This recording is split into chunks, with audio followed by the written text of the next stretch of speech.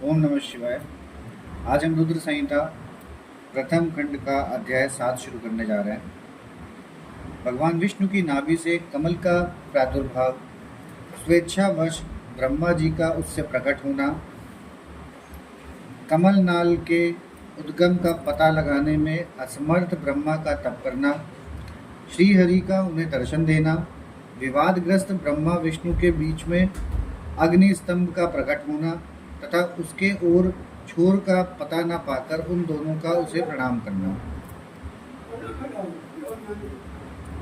ब्रह्मा जी कहते हैं, देवर्षि, जब नारायण देव जल में शयन करने लगे उस समय उनकी नाभि से भगवान शंकर की इच्छावश सहसा एक उत्तम कमल प्रकट हुआ जो बहुत बड़ा था। उसमें असंख्य नालदंड थे। उसकी कांति कनेर के फूल के समान पीले रंग की थी तथा उसकी लंबाई और ऊंचाई भी अनंत योजन थी। वह कमल करोड़ों सूर्यों के समान प्रकाशित हो रहा था। सुंदर होने के साथ ही संपूर्ण तत्वों से युक्त था और अत्यंत अद्भुत था। परम रमणीय, दर्शन के योग्य तथा सबसे उत्तम था। तत्पश्चात कल्याणकारी परमेश्वर शाम्ब सदाशिव ने पूर्वत प्रयत्न करके मुझे अपने दाहिने अंग से उत्पन्न किया। उन महेश्वर ने मुझे तुरंत ही अपनी माया से मोहित करके नारायण देव के नाभि कमल में डाल दिया और लीला पूर्वक मुझे वहां से प्रकट किया।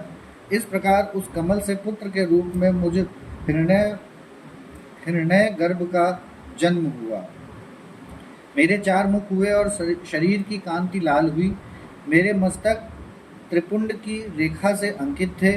तात भगवान शिव की माया से मोहित होने के कारण मेरी ज्ञान शक्ति इतनी दुर्बल हो रही थी कि मैंने उस कमल के सिवा दूसरे किसी को अपने शरीर का जनक या पिता नहीं जाना।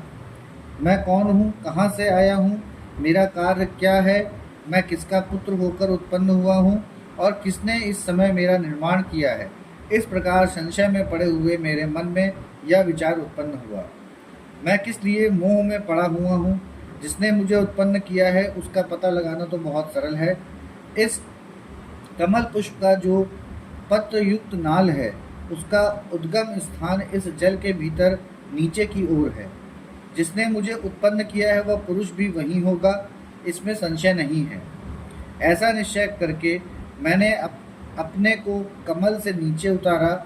मुने, मैं उस कमल की एक एक नाल में गया और सैकड़ों वर्षों तक वहां भ्रमण करता रहा, किंतु कहीं भी उस कमल के उद्गम का उत्तम स्थान मुझे नहीं मिला। तब पुनः संशय में पड़कर मैं उस कमल पुष्प पर जाने को उत्सुक हुआ और नाल के मार्ग से उस कमल पर चढ़ने लगा। इस तरह बहुत ऊपर जाने पर भी मैं उस कमल के कोश को ना पा सका। उस दशा में और भी मोहित हो उठा।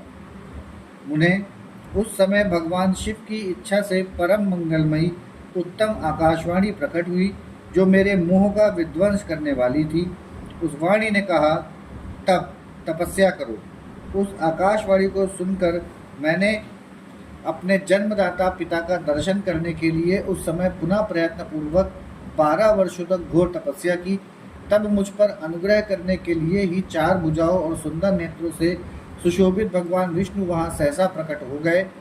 उन परम पुरुष ने अपने हाथों में शंख, चक्र, गदा और पद्म धारण कर रखे थे।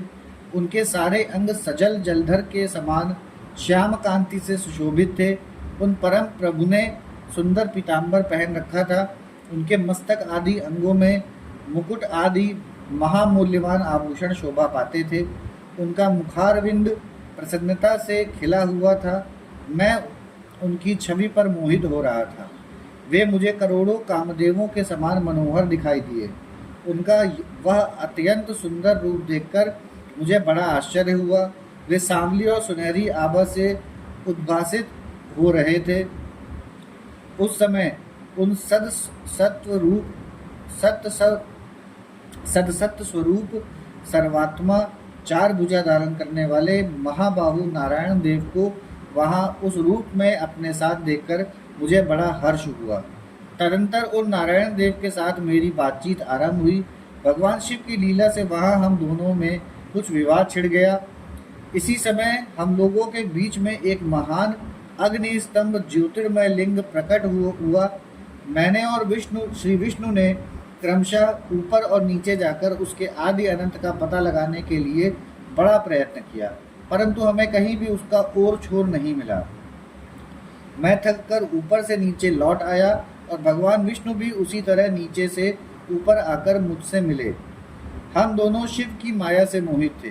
श्री हरि ने मेरे साथ आगे पीछे और अगल बगल से परमेश्वर शिव को प्रणाम किया।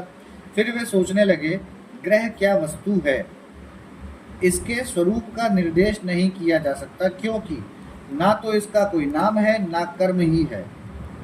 लिंग रहित तत्व ही यहाँ लिंग भाव को प्राप्त हो गया है। ध्यान मार्ग में भी इसके स्वरूप का कुछ पता नहीं चलता। इसके बाद मैं और श्रीहरि दोनों ने अपने चित्त को स्वस्थ करके उस अग्नि स्तंभ को प्रणाम करना आरंभ किया। हम दोनों बोले, महाप्रभु, हम आपके स्वरूप को नहीं जानते। आप जो कोई भी क्यों ना हो, आपको हमारा नमस्कार है। महेशान, आप शीघ्र ही हमें अपने यथार्थ रूप का दर्शन कराइए। मुनि श्रेष्ठ, इस प्रकार अहंकार से आविष्ट हुए हम दोनों ही वहाँ नमस्कार करने लगे। ऐसा करते हुए हमारे 100 वर्ष बीत गए। यहाँ हमारा रुद्र संहिता प्रथम खंड का अध्याय 7 समाप्त होता है। ओम नमः शिवाय।